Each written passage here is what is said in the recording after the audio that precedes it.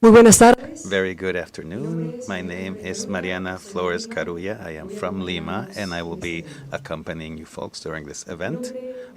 On behalf of CAF, the Latin American Caribbean Development Bank, we greet you cordially to the presentation of the second Transparency Report for CAF 2025. This report reaffirms a commitment by the institution with access to information and transparency in line with best practices internationally for governance that have allowed strengthening of trust and accountability in an international context that is growingly demanding.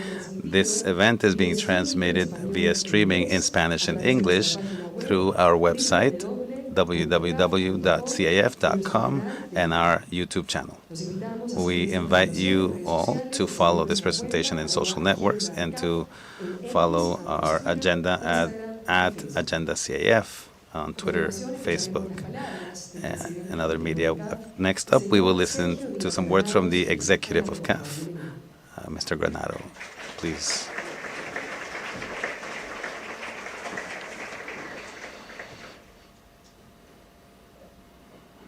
Very good afternoon. Very special greetings to the Minister of Finance of Trinidad and Tobago, President of the Directory of the Board of CAF. Minister, thank you so much for your presence.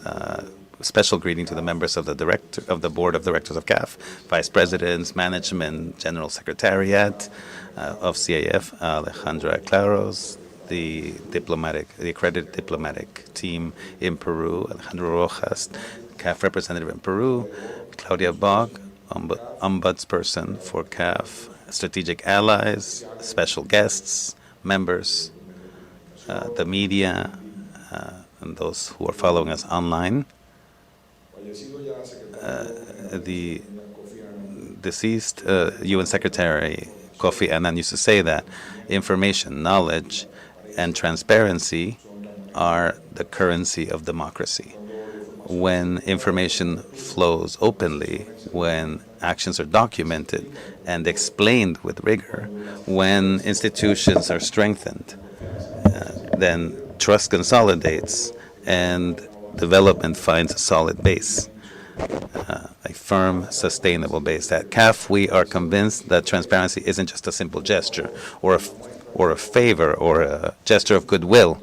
It's a foundation of institutional legitimacy and the pillar upon which you build public trust. Since 2022, with the policy of access to information and transparency of institutional policy, we created this program that we've called IET within CAF, and it's led by the bank's General Secretariat. We assumed the commitment of opening data processes and on building trust. We don't just reaffirm that commitment today, but we go deeper into it. This is why this event is so important for us, because yearly we are interested in providing updates in the interest of openness.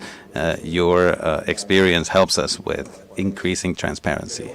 We also would like to thank our strategic allies, but especially our bodies, our collegiate associations, members of the board, the teams at CAF, because thanks to them, we are making this progress.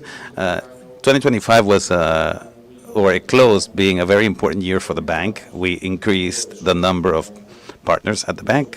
Today, it is now 24 partner countries. We made progress in growing our portfolio. We carried out approvals in 18,600 million dollars. It's the largest growth of the bank, and we had the best credit qualification in the history of the bank. All of this is possible thanks to the increase in transparency.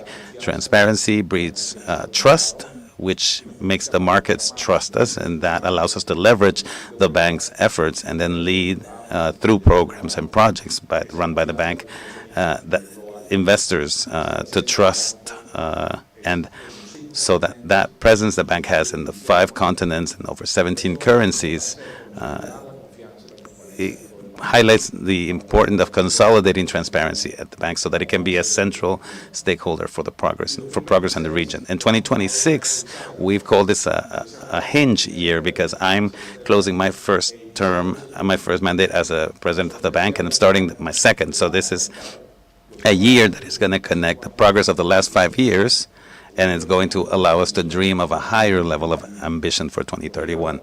Hence, transparency will be a key word to continue backing up our actions and having solid growth these coming years. We want to lead in governance and public governance, modern, open governance based on data, lead by example. That's what we want to do from CAF. And at larger scale, the greater the scale, the more responsibility, and the more progress we make, the more the higher we set the bar, and we realize we have much more to go. Hence, this conviction that is being translated into concrete progress. In 3 years of reporting 4 public indicators, we now have more than 30 published indicators that we were discussing with the Secretary. November and December of 2022 in Montevideo, we had our board meeting, and information was at CAF. What we didn't have was we didn't have it prepared to be delivered to the public. They were asking us for the information. We were giving the information. Anecdotally, the history department at the University of Oxford at one point, one of our researchers said that thanks to the generosity and the response of the CAF teams, but that answer hid a reflection. The fact that we were so generous in giving it meant that it wasn't available. You could find it, but it wasn't available. So this reflection we've had over the last 3 years, how we can place ever more information at the service of our partners, our customers, the people who are interested in knowing what's happening inside the bank.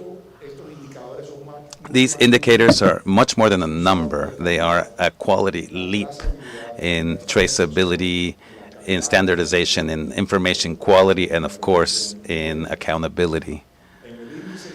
In the International Index of Transparency for Financial Institutions, our sovereign portfolio went from 9.3 to 35.3 points. That's significant growth, thanks particularly to openness of information. And in the case of the non-sovereign portfolio, it went from 8.4 to 33.4. Again, the message here is it's not the growth numbers, it's the attitude and the commitment by officials to make sure that all that public information is out there and accessible. And this, of course, awakens interest by those who want to know more about CAF and what we're doing. Now we have over 17,000 visits by over 10,000 users to our information channels. In parallel with this, we have strengthened governance mechanisms based on transparency with our board. We have created in 2021 the technical committee for the board. We now have more interaction with our partners, more relevant information delivered with enough anticipation enough. We went from 3 meetings to 27 meetings in 2025. It's greater level of interaction, greater friction, if you wish, exchanges of opinions amongst our partners and authorities in the bank. And in addition, in parallel to that, we optimize platform systems, add advanced functionality, advanced features, agile and secure access to user information. We've published all resolutions that are signed at the bank. Whichever ones I sign as executive president, or any resolutions are public and are open access for any citizens interested in the bank. An average of 340 resolutions are put out there for citizens to share their opinion on. And why do we do this? Because transparency is for us a fundamental pillar of sustainable development. Our vision goes beyond just having good indicators. This is about security. It's a democratic basic, and to have with this clear identifiable information, we attract more investment, and with this level of accountability, we are thought of as the bank with the greatest geographic coverage in the region. So the strategy of increasing transparency is closely tied to the bank's capacity to grow, to cover more territory, and especially to arrive with better financial services in our countries. So that we can continue consolidating this process. It's a yearly process. It's an improvement process. Every time we see a new tool that can help us increase transparency, we're going to use it. Every time that we can make progress in improving reports, we will do that. So that with this transparency, what we're cementing is trust. Trust not just in CAF, but also trust in Latin America and the Caribbean. I want to thank all of those who are with us today for your presence, because you are the ones helping us to consolidate that trust around CAF. Thank you very much.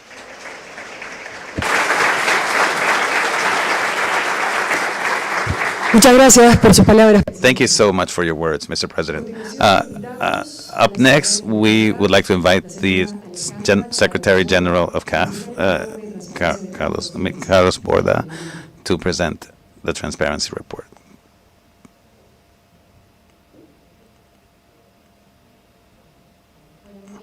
Well, very good afternoon to you all. First, I'd like to greet the President of CAF, Sergio Diaz-Granados Guida, the most excellent Minister of Finances of Trinidad and Tobago and President of the Board at CAF, Mr. Dravinder Thakur. And I'd also like to greet the CEO of Public Reggie Fund. Thank you so much for being here and for having made that trip all the way from London, and to all members of the board who are with us today, vice presidents and all citizens, the academic world, the diplomatic officials. Thank you all very much for being here.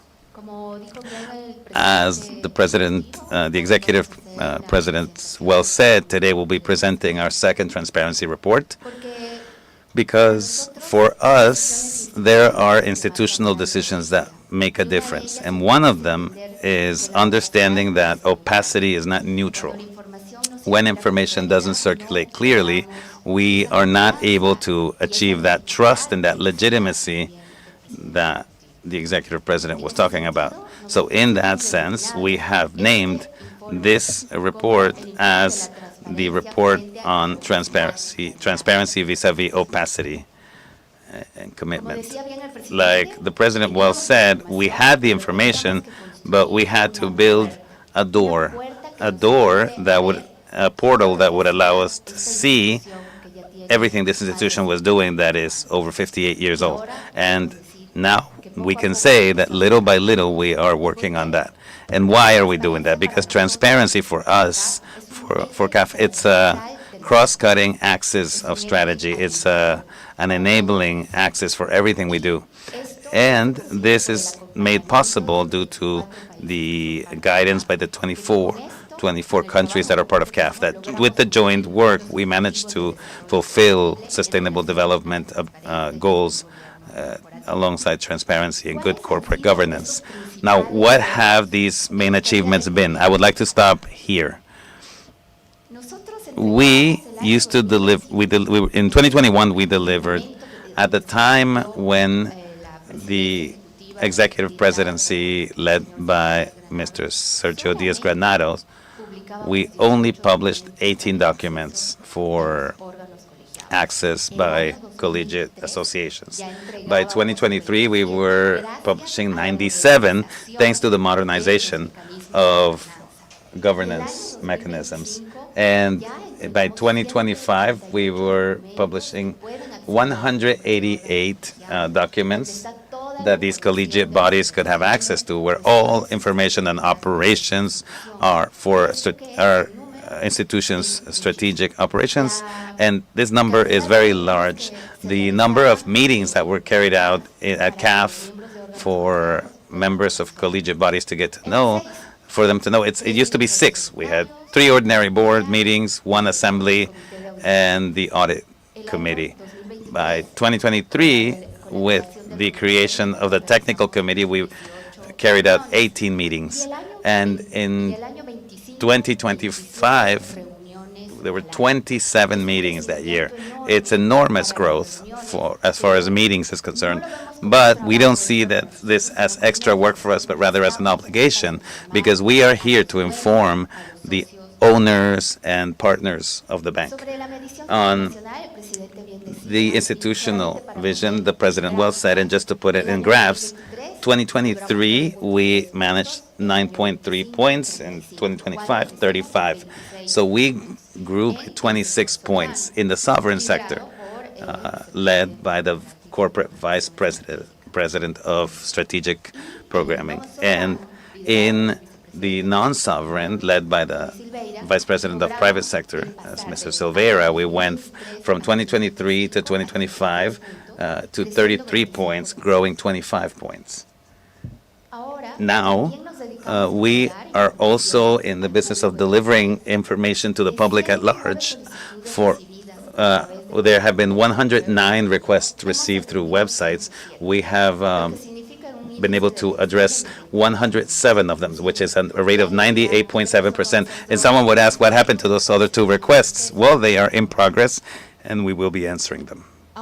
Now, when we go to the website, they are 7,400,000 visits at that site.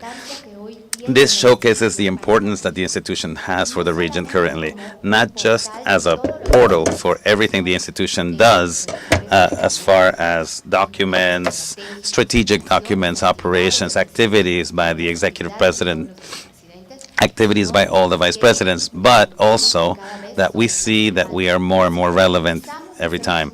But if we go deeper, if we zoom in to the micro site for access to information and transparency, we'll see that there are 17,500 visits.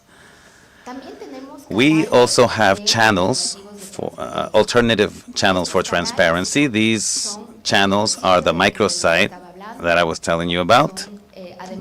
We also others that are coming, such as the process for environmental claims, grievances, and the whistleblower line, etc. So we didn't have a care or grievance response system, a flow where we could receive these, evaluate them, and then create a response with the various departments, because these are technical questions.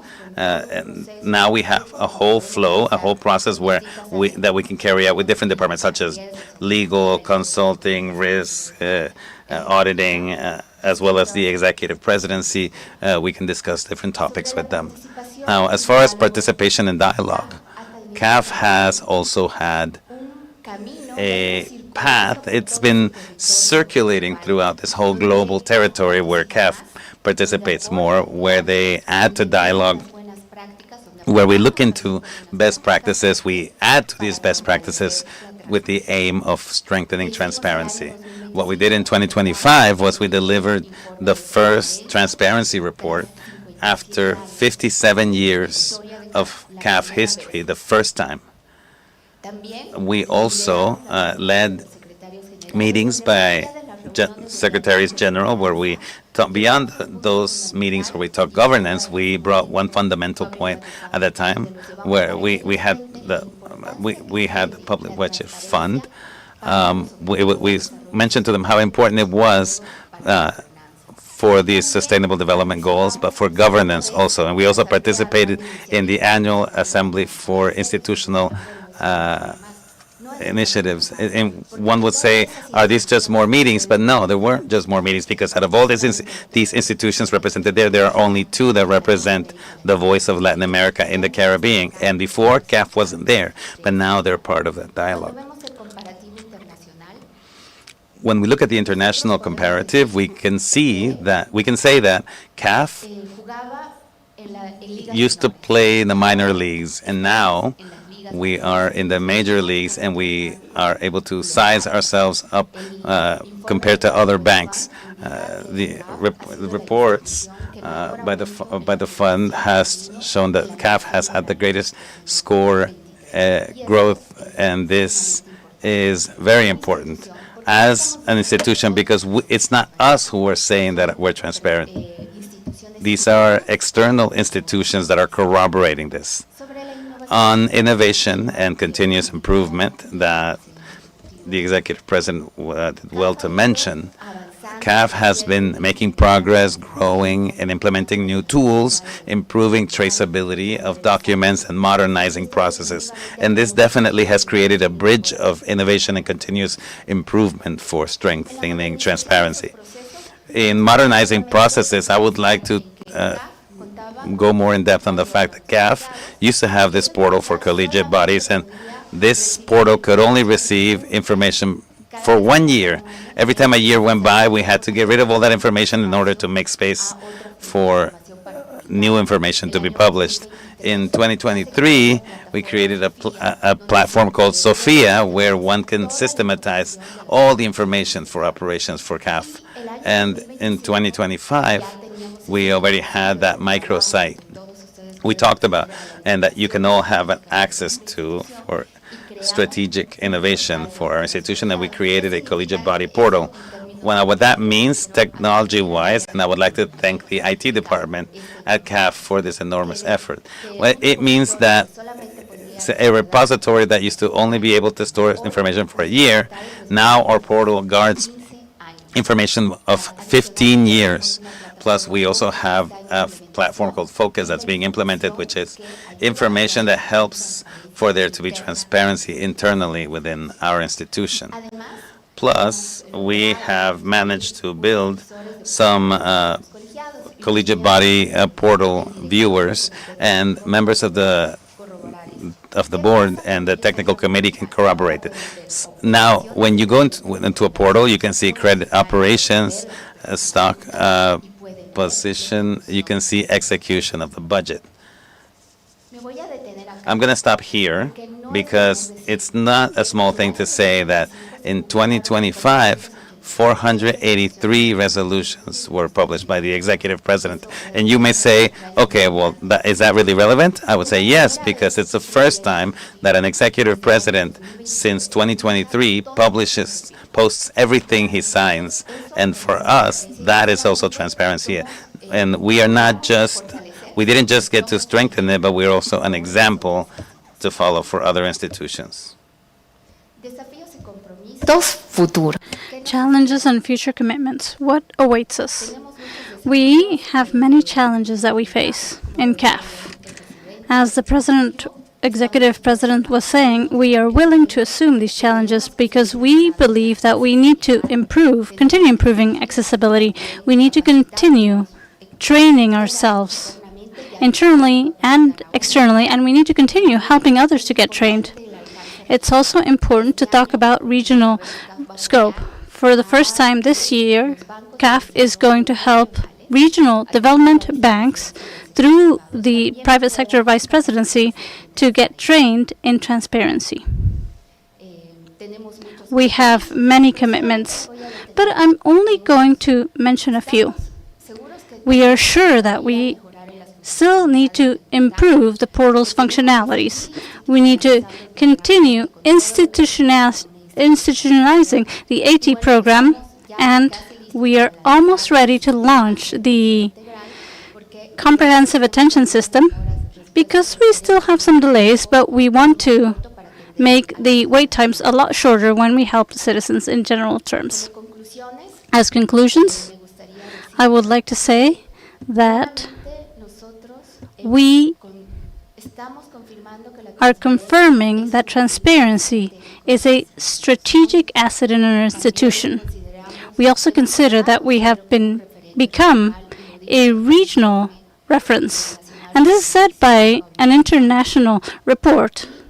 And we want to get closer to citizens. And we have achieved this through all of the attentions that we do to the requests, to the visits that we get in the microsite and the website.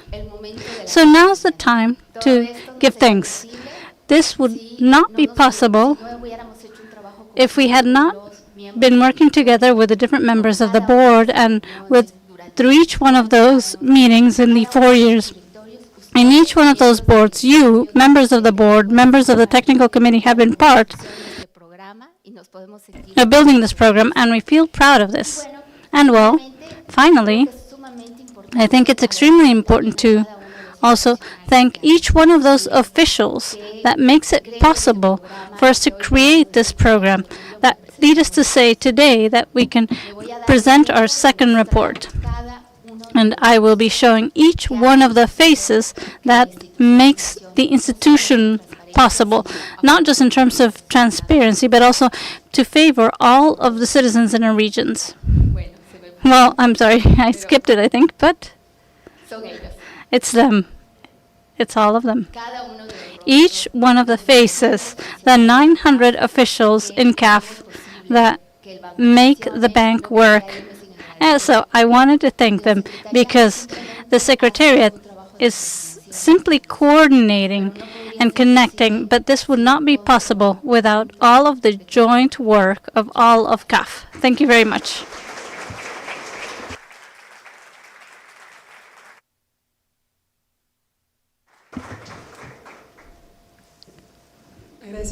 We would like to thank the General Secretary for her presentation.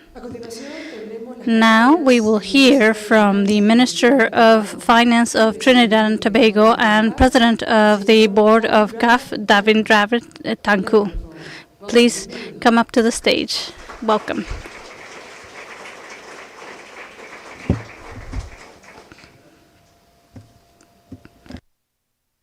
Thank you all very much.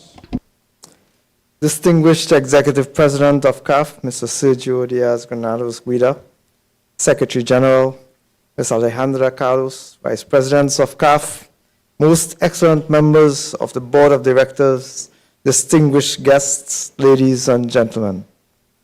It is a profound honor to be here today as the representative of Trinidad and Tobago and the President of the CAF Board of Directors to present the 2025 Transparency Report.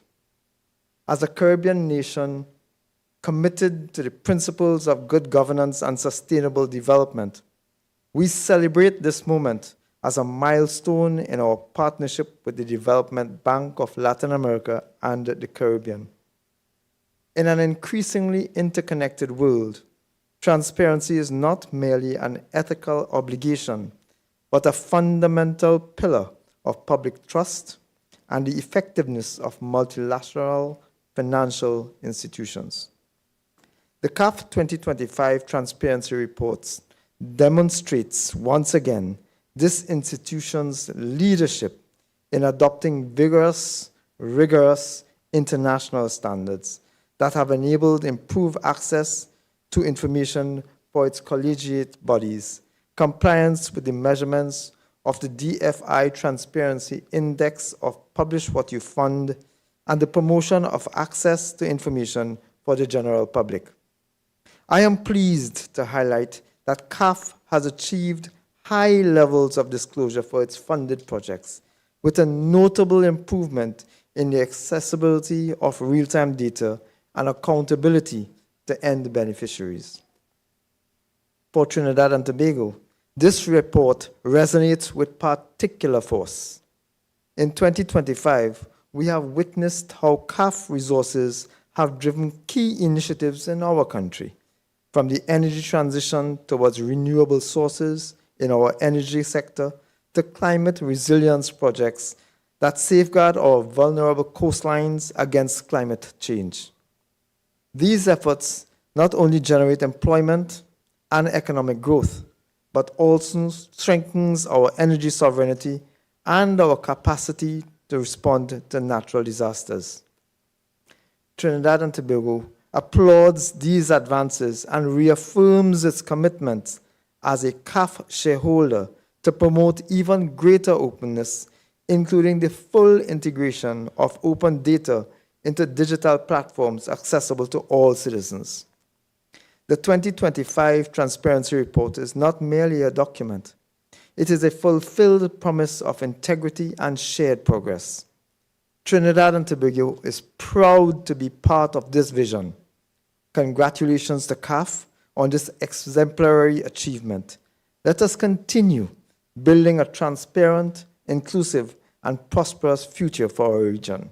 I thank you, ladies and gentlemen.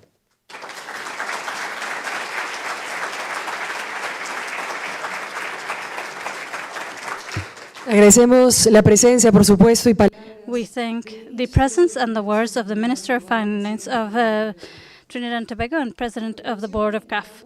Next, we would like to invite the Executive President to come up to the stage, joined by Alejandra Claros, General Secretary of CAF.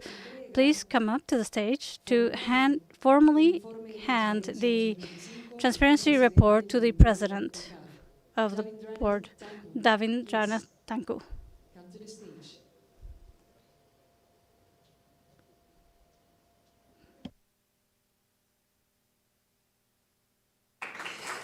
de igual forma, Likewise, we would like to invite up to the stage Mr. Gary Forrester, CEO of Publish What You Fund, an organization that does international measurement of the Transparency Index in London, to hand out the official Transparency Report for CAF 2025.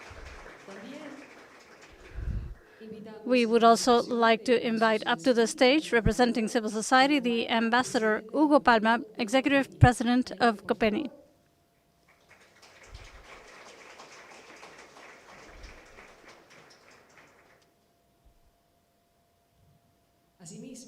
Likewise, we would like to invite the vice presidents of CAF that are in the room to join the group so that we can take the official photograph.